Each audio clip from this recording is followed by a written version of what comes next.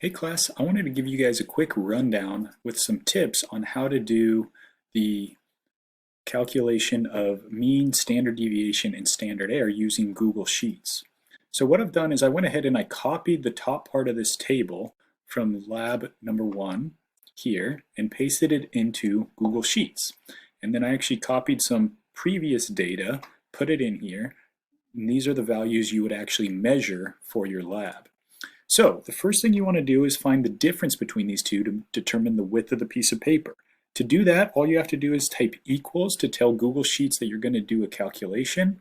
Click on the right side, which is the larger number, hit the minus sign, and click on the left side to tell it that you want to subtract those two. I hit enter and it does the subtraction for me. Google Sheets sees that is already predicting what I want to do, which is autofill these. I'm not going to make it do that, although if you just hit check, it would also accomplish this. But just to show you, if you have an equation now, and you want that same equation to be applied to the rows below, you grab this blue little square in the bottom, you can see how the cursor changes shape, and you drag it down, and it will apply that equation to each of those different rows.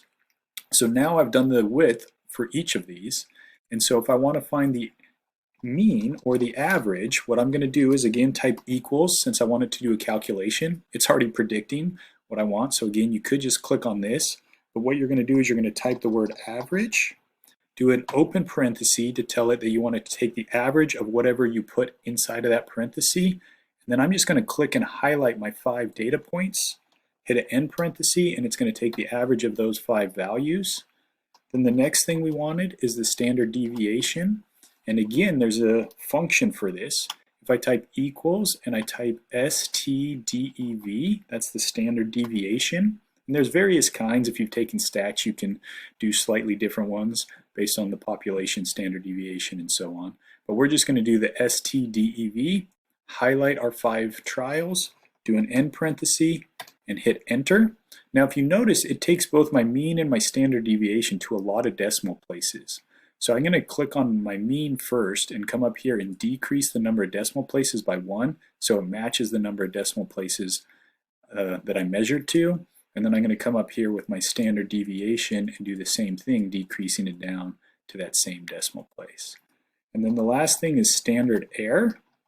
And for standard error, the equation is actually shown to you in the lab, but what it tells you is it's the standard deviation divided by the square root of n, where n is your number of trials. So I'm going to hit equals. I'm going to click on my standard deviation because it's that I want to divide by the square root. So for square root, I type SQRT.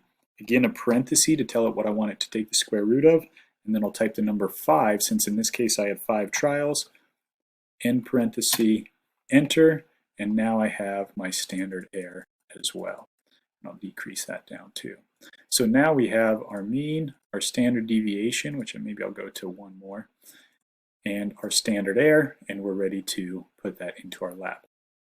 So to put that into your lab, actually one cool thing you can do for your values is you can actually just highlight your values and your differences, and if I hit Control C, I copy those. And then if I go to the lab, if I highlight the section that's the same number of columns and rows, and just hit Control V to paste it in, it will fill it in perfectly, and then you just have to type in these last 3 values. So let me know if you have any questions.